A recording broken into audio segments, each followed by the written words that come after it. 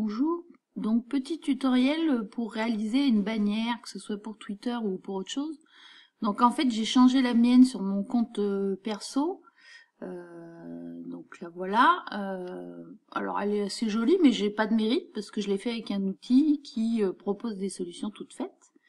Par contre, donc celle qui est sur le compte du Puy District, ben c'est une bannière que j'ai faite avec un autre outil, mais que j'ai réalisé moi-même. Parce que la difficulté souvent sur une bannière, c'est que quand on choisit une image ou qu'on veut l'intégrer dans son compte, que ce soit Twitter ou Facebook ou autre chose, la taille ne convient pas.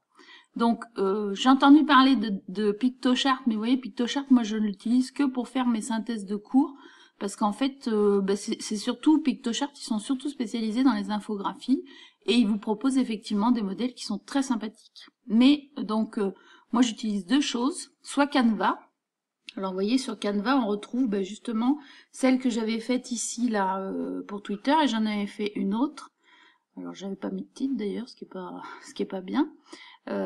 Et donc voilà comment ça se passe. Donc vous choisissez, là moi j'avais choisi simplement un fond de page et j'avais mis les éléments que je voulais. Mais vous en avez plein, des possibilités. Voilà, celle-là elle est plutôt pas mal. Alors faites attention parce qu'il y a des gratuites et des pas gratuites. Mais le nouveau logiciel que j'utilise, c'est Crello. Donc vous voyez, il y a 36 formats, ce que je trouve très intéressant. Alors, on vous propose aussi des publications animées. J'ai une élève qui m'avait fait un super truc en faisant une publication animée. Et c'est surtout qu'on vous met sur quel réseau social ça va. Donc, publication Twitter, si je clique là-dessus, ben voilà, vous les avez ici. Donc, voilà, moi celle-là, je la trouve très intéressante, la Ready to Reach Your Goals.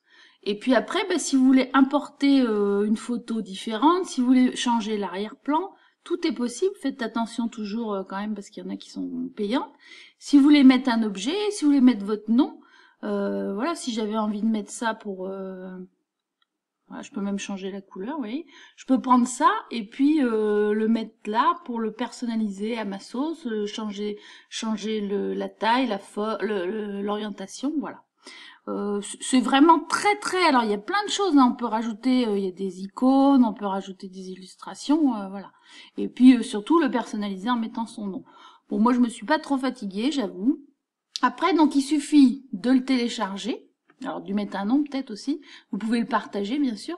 De le télécharger. Voilà, ça vous propose de le télécharger en JPEG, en PNG. Donc, moi, je le télécharge en JPEG. Et après, ça correspond tout à fait à ce que je veux mettre sur Twitter.